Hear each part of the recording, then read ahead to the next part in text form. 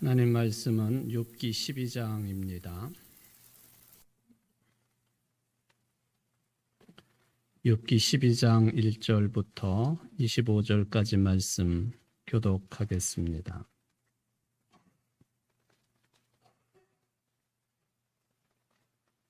욥이 대답하여 이르되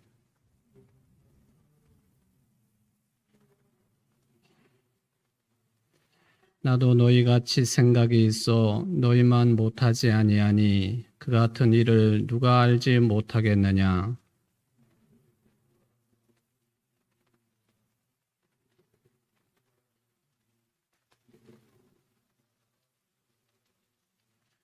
평안한 자의 마음은 재앙을 멸시하나 재앙이 실족하는 자를 기다리는구나.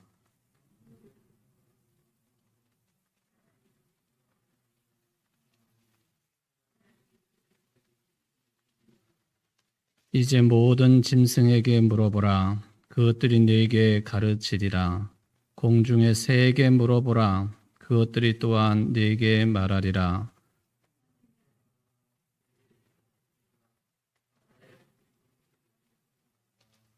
이것들 중에 어느 것이 여호와의 손이 이를 행하신 줄을 알지 못하랴.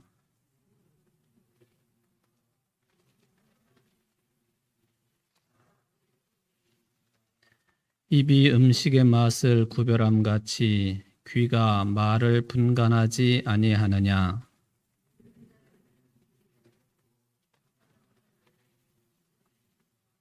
지혜와 권능이 하나님께 있고 계략과 명철도 그에게 속하였나니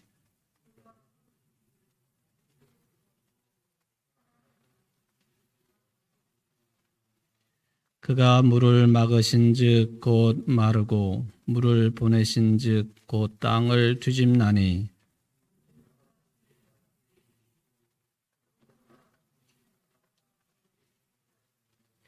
모사를 벌거벗겨 끌어가시며 재판장을 어리석은 자가 되게 하시며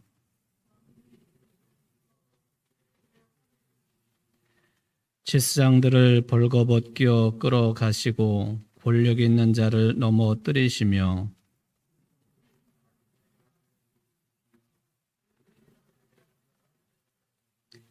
귀인들에게 멸시를 쏟으시며 강한 자의 띠를 푸시며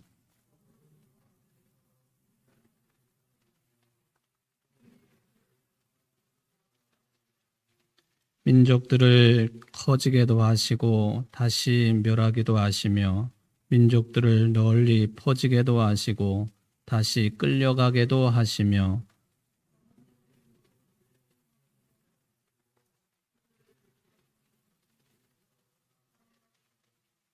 빛 없이 캄캄한 데를 더듬게 하시며 취한 사람같이 비틀거리게 하시느니라. 아멘. 오늘로 이제 욥기 12장 말씀을 세 번째 다루고 있습니다. 지금 이제 그 욥이 또 한 친구의 질문, 질책, 충고에 대해서 답변을 한 내용이 12장이 됩니다. 우리가 이미 다 다룬 내용이지만은 첫 번째 친구 엘리바스, 또 두 번째 친구 빌닷, 또 세 번째 친구 소발, 이 세 사람들은 공통적으로 유대교회 지혜의 근거를 두고 이제 욥을 닥달하는 그런 인물로 등장을 하지요.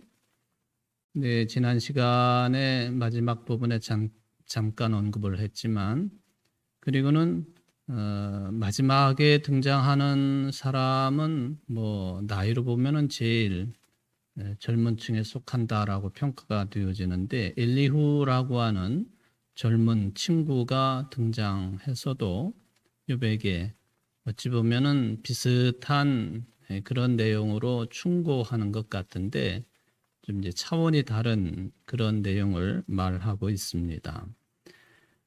처음에 여기 소발까지 세 친구들은 고난에는 반드시 그것은 이유가 있다. 그 이유가 뭐냐 하면은 죄를 지었기 때문에 그런 고난과 환난을 겪게 되는 것이니까 빨리 회개하고 하나님께 돌아서야 된다 하는 게 이 세 사람들 표현은 조금씩 차이가 있기는 하지만 주된 흐름이라고 하는 것이죠. 근데 마지막에 이 젊은 친구 엘리후라고 하는 사람은 우리가 이제 뭐 저도 그렇고 여러분들도 그렇고 이 정도 수준에 머물러 있지 않겠는가 하는 생각을 해봅니다만은 고난에는 그 나름대로 뜻이 있다. 그 정도까지 이제 엘리후는 그런 내용을 가지고 충고합니다. 고난이라고 하는 것은 우리들에게 그 어떤 일종의 그 단련시키시는 뜻에서 고난을 주시고 또 연단의 뜻에서 고난을 주시고 또 훈련을 시키시기 위해서 어려움을 주시고 엘리후가 이제 거기까지 나아간다 하는 것을 나중에 우리가 확인을 할 수가 있겠습니다. 어찌 보면은 이 엘리후의 이 충고는 내용상으로 보면 좀 더 세련된 그런 표현을 사용하면서 내용 전개를 하고 있다라고 하는 것을 이야기를 해볼 수가 있겠습니다. 이러나 저러나 앞에 세 사람 그리고 맨 뒤에 등장하는 엘리후까지 그게 고난을 당할 만한 분명한 죄를 지었기 때문에 이런 현상이 벌어지는 것이다 하는 이야기나 또 고난에는 연단의 뜻이 있다라고 하는 이야기나 결과적으로 보면은 욥이 이 네 사람의 이야기들을 수용하지 않습니다. 그게 동의하지 않는 거예요. 이게 이제 우리가 욥기를 읽으면서 좀 계속 확인을 해야 되는 그런 내용이 되겠습니다. 그렇다면은 욥의 입장은 뭐냐 하면은 이게 굉장히 무책임한 그런 그 언급일 수도 있겠는데 솔직한 거죠. 왜 이렇게 되는지 모르겠다 하는 거죠. 그러니까 앞에 세 친구 또 뒤에 나올 한 친구 네 친구들의 이 모든 것들을 쉽게 표현하면은 그 너희들이 인생의 문제를 마치 무슨 수학 공식을 풀듯이 1 더하기 1은 2 그렇게 말하는 거 나 동의하지 못한다 그거예요. 인생이라고 하는 건 이제 오늘 말씀을 풀어가면서 어디까지 나갈는지는 모르겠습니다만은 인생을 그렇게 단답형으로 답할 수 있느냐 그런 차원에서 모르겠다. 유대교의 지혜 전통에서 나오는 그런 답을 가지고 욥의 문제를 욥으로 그치지 아니하고 우리 인간들의 문제를 인생의 문제를 그리고 인류의 문제를 그리고 하나님의 창조 질서 안에서 벌어지고 있는 수많은 일들을 그런 식으로 그렇게 해결할 수 있느냐? 그건 아니지 않느냐 하는 것이 이제 욥의 일관된 그런 입장이라고 하는 것을 생각을 해볼 수가 있습니다. 그래서 이 친구들과 욥은 계속 논쟁을 벌입니다. 그냥 뭐 싸움 비슷한 논쟁을 벌이는 게 아니라 이 수천 년 전의 이 논쟁은 지금으로 말하면은 신학적인 논쟁입니다. 하나님이 어떤 분이시냐 하는 문제를 놓고 벌이고 있는 뭐 신앙적인 그리고 학문적인 차원에서 보면은 신학적인 그런 논쟁을 계속하고 있다라고 하는 것을 생각을 해볼 수가 있겠습니다. 세 번째 이 소발이라고 하는 그런 그 친구 이야기를 듣고는 이제 12장에서는 욥이 이제 응답을 하고 있는 그런 내용이 되겠습니다. 자, 이게 이제 신학적인 논쟁이다. 그리고 인생 전반에 관한 인간의 운명에 관한 논쟁이다. 그런 겁니다. 그걸 어떻게 마치 칼로 두부를 자르듯이 딱딱 잘라가지고 말할 수 있느냐? 그건 아니지 않느냐 하는 이런 인식을 바탕에 놓고 오늘 이제 본격적으로 12장을 좀 이렇게 잘라보도록 그렇게 하겠습니다. 이 12장도 역시 세 부분으로 나누어서 좀 생각을 해볼 수가 있겠습니다. 첫 번째 부분이 1절부터 6절까지 그렇게 나눌 수 있겠습니다. 그리고 두 번째 단락은 이제 7절부터 12절까지, 그리고 세 번째 단락은 13절부터 25절까지 이런 이제 구분을 좀 해놓고 먼저 1절부터 6절까지 내용을 살펴보도록 하겠습니다. 1절부터 6절까지를 쭉 읽어보면요. 많은 학자들이 이 부분을 제목을 붙인다고 한다면 뭐라고 붙일 수 있느냐 하면은 욥의 냉소, 그렇게 이제 붙이는 경우가 있습니다. 아주 이 세 번째 친구의 말에 대해서 아주 냉소적으로 욥이 응대를 하고 있는 모습을 이제 볼 수가 있겠죠.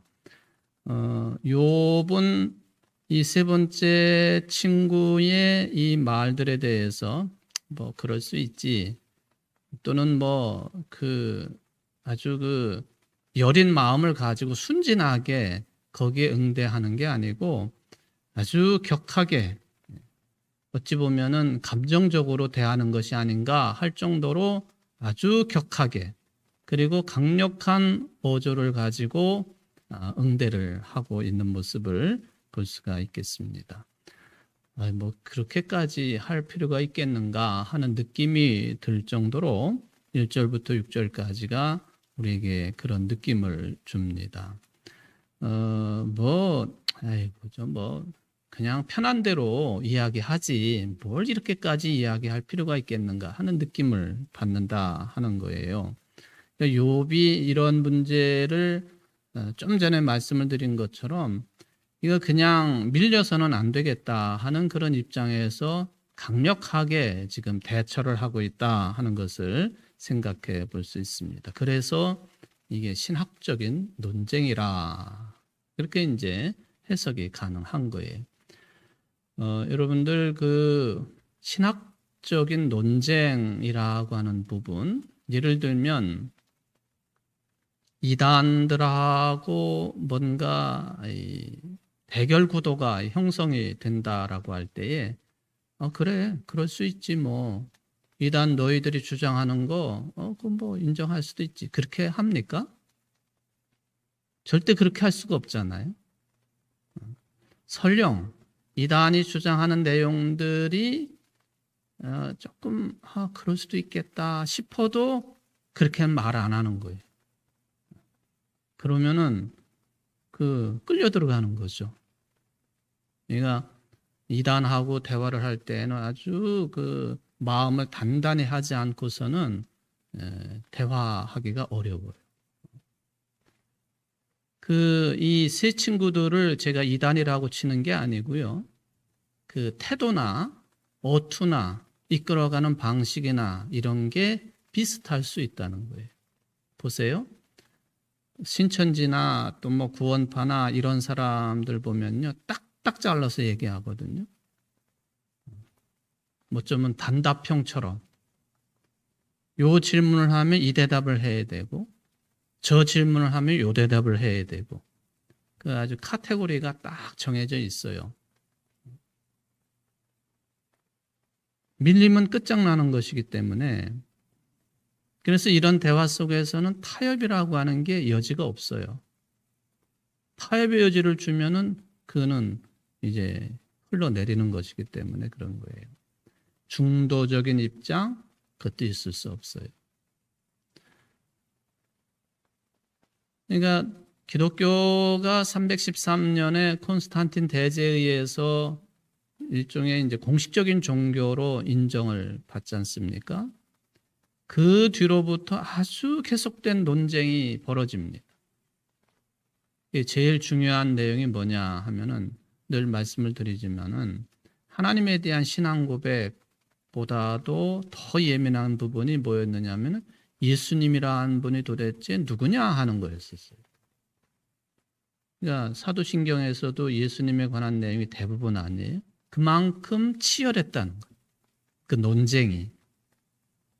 그래서 무슨 니케아 신조를 이루고 또 뭐 이런저런 그 공회를 통해서 신학적인 논쟁이 벌어지고 거기서 정리가 되고 반드시 탄생하는 게 뭐냐 하면은 주류 흐름으로 세워지는 것에 따라서 이단들이 정제가 되는 거죠.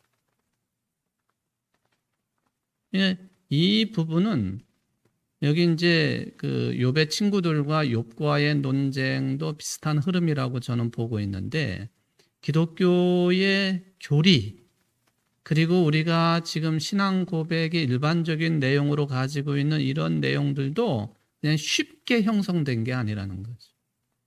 삼위일체 교리도 마찬가지고 예수님이 하나님이시기도 하고 한 인간이시기도 하다, 이 문제도 마찬가지고 성령에 관한 논쟁도 마찬가지고, 유일하게 이런 논쟁이 그렇게 심하지 않은 영역은 하나님에 관한 영역이에요. 사도신경도 하나님에 대해서는 딱 한 줄로 정리해버리고 말잖아요. 저는 그래서 이 욥의 친구들과 욥의 이 신학적인 논쟁도 밀리면 끝장이다 하는 그런 생각을 욥이 훨씬 더 크게 가지고 지금 욥의 친구들과 대화를 하고 또 논쟁을 벌이고 있다, 그렇게 생각을 합니다. 아주 강한 표현이라고 하는 것이죠. 그래서 유대교의 지혜 문학의 근거를 두고 마치 1 더하기 1은 2다라는 식으로 이야기하고 있는 이 친구들에게 욥은 비아냥거리듯이 아주 냉소적으로 그렇게 이제 응대를 하고 있는 모습을 여기 1절부터 6절까지 사이에서 찾아낼 수가 있습니다. 물론 이제 우리가 조심해야 될 것은 이런 어떤 그 교리라고 하는 문제, 아주 기본적인 신앙관에 있어서는 우리가 물러서서는 안 돼요. 그런데 어쩌다가 보면은 그런 그 신앙의 고백의 문제하고 아주 일반적인 인간관계를 이거를 혼돈을 일으키는 사람들이 있어요. 그러니까 일반적인 인간관계는 그저 부드럽게 인격적으로 대하면서 그렇게 맺으면 되는 건데, 이 일반적인 인간관계에다가 마치 신앙적인 논쟁, 신학적인 논쟁을 벌이는 것처럼 그런 식으로 사람을 대하려고 하는 그리스도인들이 가끔 있다는 거예요. 그건 착각이죠. 그는 복음을 전하지 말자는 이야기고요. 교회가 사람들 속에 존재하는 이유를 잊어버린 행태가 될 수 있습니다. 그 점은 우리가 매우 조심을 해야 된다 하는 것을 생각해 봅니다. 자, 보세요. 2절 보십시오. 얼마나 이 욥이 말하자면 냉소적으로 비아냥거리듯이 이야기하고 있는지 그냥 우리가 쭉 읽어 내려가면서 체크는 못했습니다만 한번 보십시오. 너희만 참으로 백성이로구나. 너희가 죽으면 지혜도 죽겠구나. 이렇게 제가 편하게 읽어드렸습니다만은 비아냥거리듯이 읽어야 돼요. 한번 여러분 나름대로 비아냥거려 보십시오. 그래, 너희만 참으로 백성이냐? 그거예요. 너만 하나님의 백성이냐? 너네들이 죽어버리면 지혜도 다 죽어버리겠구나. 그런 어투예죠. 아주 비아냥거리듯이 욥이 이제 세 번째 친구에게 응대하고 있는 모습을 볼 수가 있습니다. 너희들만이 지혜를 독차지하고 있구나. 그거는 그렇게 될 수도 없는 거고요. 불가능한 얘기죠. 어떻게 보면은 유대교만 그렇다라고 말할 수 있겠는가? 또 이 세 친구들만 그렇다고 말할 수 있겠는가? 근데 세 친구들은 너무 당당하게 우리만, 마치 유대교 사람들이 선민의식을 가지고 있다 하는 것과 비교해서 볼 수 있는 내용들입니다. 욥은 이제 딱 물러서 가지고 막 너희만 하나님의 백성인 줄 아냐? 그래서 너희들이 다 죽어버리면 지혜도 다 없어지겠구나. 뭐 이런 식이죠. 사자성어를 가끔 제가 사용을 합니다만 사자성어 가운데 교원영색이라고 하는 그런 표현이 있어요. 교원영색. 말을 아주 교묘하게 하고 얼굴빛도 그럴듯하게 꾸민다. 그렇지만은 이게 아첨을 하고 알랑거리는 그런 모습, 태도를 일컬어서 교원영색이라 그렇게 부르는데 욥의 이 태도는 이 세 친구들, 특히 마지막 소바를 대할 때에 너네들이 교원영색 아니냐 하는 것이죠. 말만 그럴듯하게 하고 또 자신들이 모든 것을 다 독차지하고 있는 것처럼 자신들 외에는 뭐 그런 삶을 다른 사람들이 살지 못하는 것처럼 다른 사람들이 따를 수 없다라고 하는 그런 자만심이 아주 짙게 드러나 있는 그 소발에 대해서 욥은 아주 그냥 냉소적으로 그를 대하고 있다 하는 것입니다. 소발이 욥을 향해서 이야기하는 것 처음부터 끝까지 똑같았죠. 그리고 앞에 두 친구들도 마찬가지였고요. 너는 죄를 지어서 이렇게 됐으니까 제발 하나님께 돌아서야 된다. 그래야만이 하나님이 너를 지켜주실 수가 있지. 이런 논리인데요. 그러니까 욥은 여기에 대해서 뭐라고 표현하는 거냐 하면은 그런 이야기, 이거 제 표현입니다. 그런 뻔한 이야기 좀 그만해라 하는 거예요. 그 뻔한 이야기 좀 그만해라. 그런 뻔한 논리를 가지고 나를 설득하려고 하지 말아라. 어쩌면은 욥이 이런 그 투의 이야기를 하면 속으로 그런 생각을 할지도 모르겠어요. 너네들이 나 같은 처지가 돼도 그렇게 생각하겠니? 뭐 이런 것도 배경에 들어있다고 볼 수가 있겠습니다.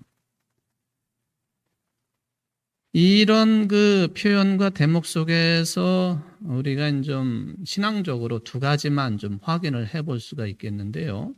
저는 이 설교 준비를 하면서 뭐 늘 저 자신이 좀 정리를 잘 해야 된다라는 생각은 늘 앞장서는 것이죠. 다르게 표현하면은 제가 설교 준비를 하면서 내 자신이 그런 내용들에 대해서 아멘으로 응답하지 못하면서 교인들에게 선포한다고 하는 것은 참 이게 어려운 일이죠. 본인도 어려운 거고 교인들도 어려운 것입니다만은 그래서 이게 욥이 이러한 태도를 보이는 것을 통해서 신앙적으로 두 가지만 점검을 해본다면 첫 번째가 뭐냐 하면은 하나님과 즉 창조주이신 하나님과 피조물인 우리 인간들의 관계성 속에서 말로 설명될 수 없는 부분 분명히 존재한다는 거예요. 제가 좀 쉽게 표현했죠? 여러분들 하나님과의 관계에서 말로 설명할 수 없는 부분이 분명히 있다는 거예요. 그럼 그걸 어떻게 해야 되겠어요? 말로 표현할 수가 없어. 설명할 수가 없어. 욥의 입장은 뭐냐면 그런 건 그런 대로 그냥 둬라 하는 거예요. 반면에 친구들은 그걸 계속 설명을 하는 거. 그건 그래서 이런 거고 무슨 뭐 이래서 저런 거고 뭐 그러니까 이렇게 해야 되고. 저는 여기 전적으로 동의를 합니다. 하나님과 인간 사이에서 말로 설명할 수 없는 부분, 영역, 내용. 당연히 그것은 있을 수밖에 없다고 하는 것을 우리가 인정을 해야 된다. 그럴 때는 어떻게 할 것이냐. 그냥 내버려 두는 것이 훨씬 더 신앙적이지 않겠는가? 그런 입장을 가진 게 욥이고요. 그래도 욥도 욥의 이런 입장을 인정을 합니다. 그 거짓말하는 사람들의 특징 중에 하나가 자꾸 뭔가 설명을 하려고 그래요. 자꾸 설명을 하지요. 소위 말하면 부연 설명을 자꾸 하는 거예요. 정치하는 사람들도 지가 하는 말이 뭔지 모르면 자꾸 부연 설명을 하게 돼 있어요. 그냥 아주 명확하게 어떤 정책에 대해서 딱 이야기하는 사람하고요. 이게 부연 설명을 하고 이리 붙이고 저리 붙이고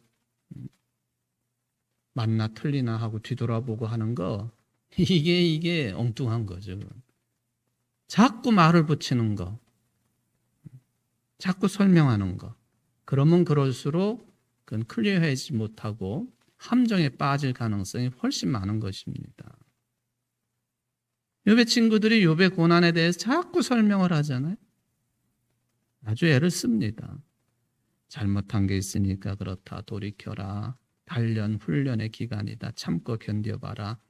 뻔한 이야기들을 하면서 그것을 또 되풀이하고 또 되풀이하고, 참 오묘한 것이 그냥 엘리바스 같은 사람 한 사람이 나와서 그런 게 아니라 엘리바스도 나오고 빌닷도 나오고 소발도 나오고 엘리후도 나오고, 어떻게 보면은 제가 이 욥기를 이렇게 강해처럼 하고 있습니다만은 저도 부담스러운 게 있어요. 비슷한 이야기들을 계속 반복을 해야 되니까. 그런데 이 네 사람이 비슷한 이야기를 계속 하니까 저도 그걸 따라갈 수밖에 없는 거예요. 똑같은 논리를 가지고 계속 반복을 하고 또 설명하려고 하고 부연 설명을 하고,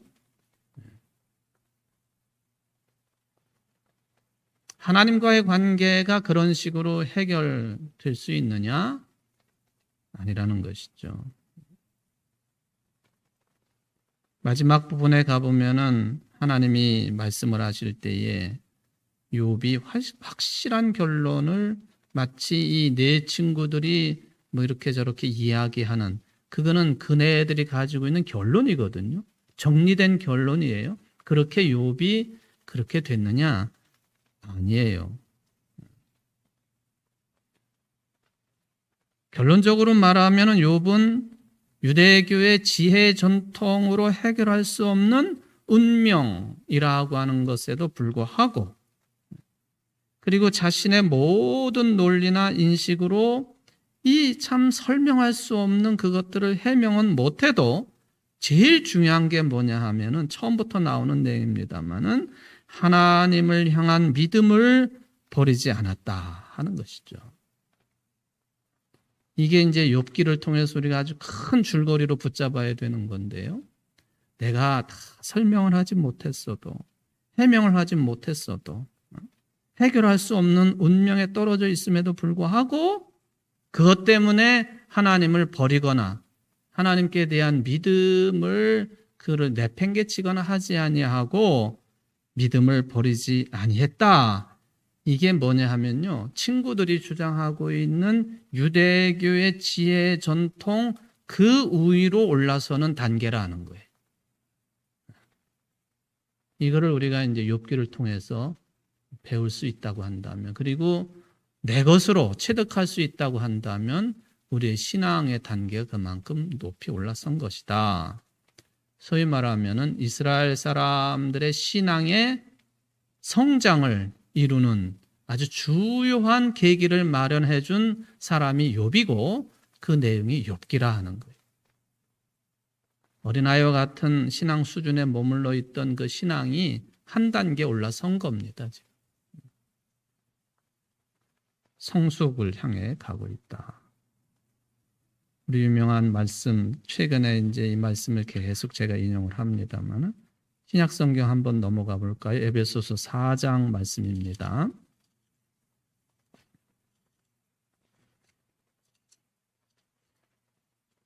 에베소서 4장 13절부터 16절까지 말씀.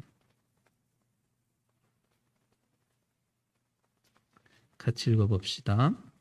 우리가 다 하나님의 아들을 믿는 것과 아는 일에 하나가 되어 온전한 사람을 이루어 그리스도의 장성한 분량이 충만한 데까지 이르리니, 이는 우리가 이제부터 어린아이가 되지 아니하여 사람의 속임수와 간사한 유혹에 빠져 온갖 교훈의 풍조에 밀려 요동하지 않게 하려 함이라.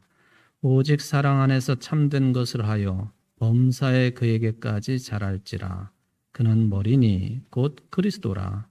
그에게서 온몸이 각 마디를 통하여 도움을 받음으로 연결되고 결합되어 각 지체의 분량대로 역사하여 그 몸을 자라게 하며 사랑 안에서 스스로 세우느니라. 아멘.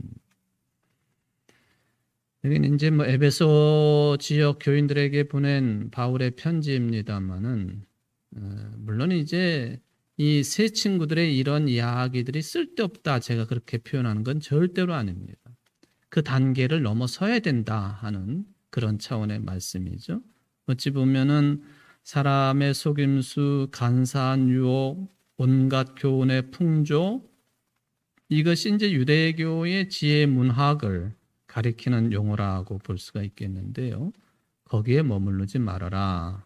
13절에 보면은 그리스도의 장성한 분량이 충만한 데까지 이르리니, 이거는 죽을 때까지예요. 완성 단계가 없어요. 죽을 때까지.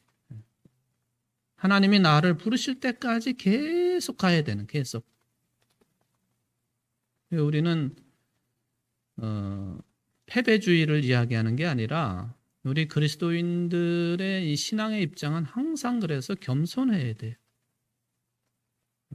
어떤 문제를 가지고 논쟁을 벌이더라도 겸손해야 된다 하는 생각을 이런 내용들을 통해서 찾게 됩니다. 그게 두 번째 내용입니다. 하나님을 만나고 하나님을 체험하는 것, 이거는 어떻게 보면 세상 끝날까지 열려 있어야 돼요. 딱 멈춰서도 안 되는 것이고, 이거다라고 주장하는 순간 그는 함정에 빠지게 돼 있습니다. 고정되어 있는 게 아니다 하는 거예요. 그런 차원에서 볼 때에 이 세 친구들 또 네 친구들이 주장하고 있는 유대교의 지혜 전통이라고 하는 것은요, 하나님을 마치 솔로몬이 성전을 지어놓고 하나님은 여기에만 계십시오 하는 것처럼 자신들의 지혜의 전통 속에 하나님을 가두어 버리는 행위였다는 겁니다. 율법도 마찬가지죠. 율법의 틀에 하나님을 가두어 놓는 것이죠. 소위 말하면 규범이라고 하는 것, 범주, 우리가 흔히 말하는 어떤 카테고리 속에 하나님을 가두어 놓는다. 이것은 옳은 것이고 저것은 잘못된 것이다 하는 그런 카테고리를 세워놓고 만들어놓고 거기에 사람도 우겨놓고 하나님도 거기다 우겨넣고, 바리새인들을 예수님께서 아주 싫어하신 이유가 거기에 있는 겁니다. 왜 율법을 가지고 사람을 갈라치느냐? 너희들도 죄인이야. 그 점에 있어서는 그런 말씀을 하시지 않습니까? 윤리도 그렇고 도덕도 다 그렇습니다. 제가 지금 세 번째 반복을 합니다만은 이런 카테고리나 율법이나 규범이나 이런 게 잘못됐다는 게 아니에요. 넘어서야 된다는 거죠. 그러니까 예수님께서 율법에 대해서 말씀하실 때 율법을 폐하러 온 것이 아니라 무엇하러 오셨다고요? 완성시키려고 오셨다. 그 말씀입니다. 그러니까 욥기를 통해서도 그 점을 찾아내야 된다 하는 것이죠. 물론 이제 우리 인간들이 아주 불안한 존재들이기 때문에 그런 거라도 이렇게 딱 만들어 놔야만이 조금 불안이 덜어질 수 있고, 소위 말하면은 그걸 비빌 언덕이라고 생각해서 그런 것들을 만들기를 좋아하고 그런 틀에 갇혀 있기를 또 좋아하고 그렇습니다만은, 하여튼 그것도 100%다 나쁘다 말할 수는 없겠습니다만은, 중요한 것은 하나님이 어떤 분이시고 누구신가라고 할 때 욥과 나머지 친구들이 그것이 가장 중요한 논쟁의 내용인데 틀 안에 하나님을 가두어 놓지 말아라 하는 겁니다. 그러니까 하나님께서 우리 인간들에게 당신 자신을 드러내시는 그걸 이제 어려운 용어로 계시라고 해요. 계시. 하나님이 당신 감춰져 있는 하나님이 드러나는 것. 계시인데 이 계시의 온전성은 아직 오지 않은 거예요. 그게 언제 오느냐? 마지막 때 오는 거예요. 이게 계속 도중에 있는 거죠. 우리가 과정 속에 있는 것이고. 제가 흔히 쓰는 표현대로 하나님은 생명의 근국이시다. 생명 그 자체이시고 생명의 근원 되신다라고 할 때 이 완전한 생명의 세계가 이루어지지 않았기 때문에 역시 우리는 토상에 있는 존재들이다라고 하는 그런 이야기입니다. 예수님에 대해서 언급을 할 때도 마찬가지입니다. 여러분들이 예수님, 예수 그리스도 안에서 베풀어지고 있는 비밀을 다 알고 계십니까? 지금도 모르잖아요, 우리가. 모르잖아요. 왜 인류 구원을 위해서 하나님이 일을 하시는데 왜 굳이 십자가의 죽음이었습니까? 그거는 비밀이에요. 신비이고. 물론 그것을 깨닫기 위해서 저도 열심히 설교를 하고 여러분들도 기도하시고 성경 공부를 해보시고 책도 읽고 성령의 도우심도 받고 그럽니다마는 이게 완벽하게 그렇지라고 깨달아지는 게 아니라는 거예요. 부활의 실체가 뭐냐? 완벽히 아십니까?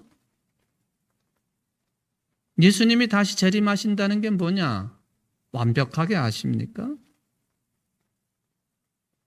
사도 바울이 죽은 사람을 잠자는 것이라고 표현했는데 그 의미가 완벽하게 뭔지를 아십니까?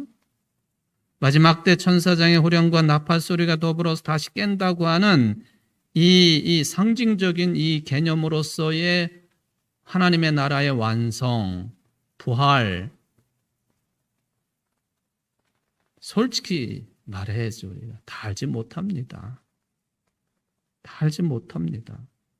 그러니까 욥이 이건 모르겠습니다. 모른다고 하는 게 더 정직한 것 같습니다. 라는 태도가 훨씬 더 가까이 다가오는 이유가 거기에 있다는 거예요.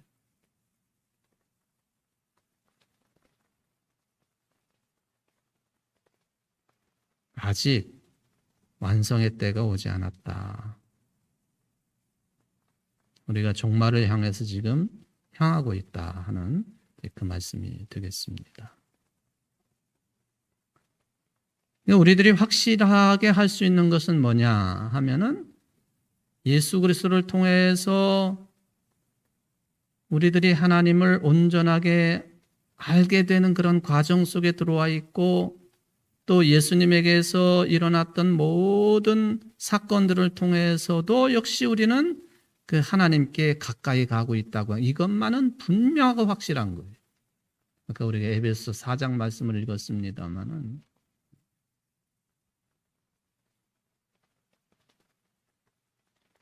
그런 긴장 속에서 우리 그리스도인들은 존재하고 있고 살아가고 있다. 이걸 만약에 쓸데없는 내용이라고 내버리거나 하면은 아주 무서운 독단에 빠지게 되는 것이다 하는 거죠.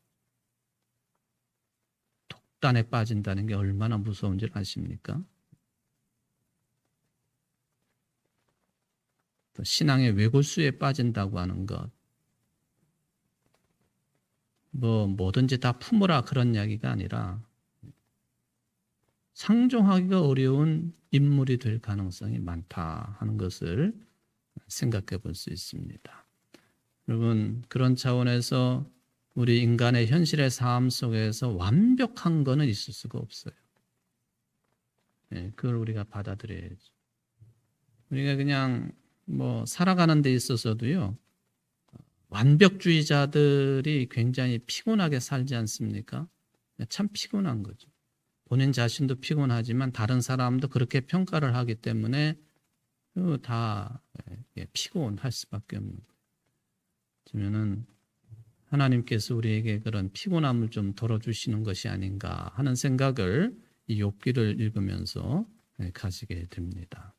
우리는 불완전한 존재들이고, 그래서 성경 전체가 이야기하고 있는 것처럼 항상 길 위에 있는 존재고 가야 되는 거예요. 계속 나그네처럼 목표점을 향해서 가는 거죠.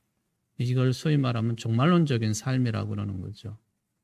종말을 향해서, 끝을 향해서 계속 하고 있는, 끝이 하나님의 나라라고도 표현할 수 있고 주님께서 재림한 때라고 표현할 수도 있고 하나님께서만이 온전히 통치하시는 그런 때가 되는 것입니다. 네, 여러분들은 참 그런 차원에서 행복한 삶이죠. 그 마지막 때를 지금 앞당겨서 여러분들이 살고 계시는 것이니까 욥기를 통해서 이런 점들을 좀 계속해서 확인해 가시면서 참 겸손한 모습으로 지향점을 향하여 뚜벅뚜벅 걸어가기에 부족함이 없는 여러분들 되시기를 주의 이름으로 축원을 드립니다. 사랑의 하나님 아버지, 감사를 드립니다. 오늘도 욥기 12장 첫 번째 부분 내용을 살펴보았습니다. 우리들이 세상 살면서 어느 누가 완벽한 인생이 있을 수 있겠습니까? 마찬가지로 완벽한 신앙관이 있겠습니까? 하나님과의 관계가 완벽한 사람이 있을 수 있겠습니까? 욥의 친구들은 자신들이 그런 것처럼 욥에게 이런저런 잔소리를 많이 했습니다. 욥은 강하게 또는 약하게 나는 모른다, 나는 모른다. 모른다고 대답하는 것이 무책임한 것이 아니라 참 솔직하고 그게 오히려 신앙적이라고 하는 것. 그러면서도 하나님께 대한 믿음을 절대로 놓거나 잊어버리지 아니하는 욥이 그래서 위대한 인물인 것 같습니다. 욥처럼 살게 해 주옵소서. 믿음의 든든함을 가지고 생활할 수 있도록 복을 내리고 주옵소서. 예수님의 이름으로 기도하옵나이다. 아멘.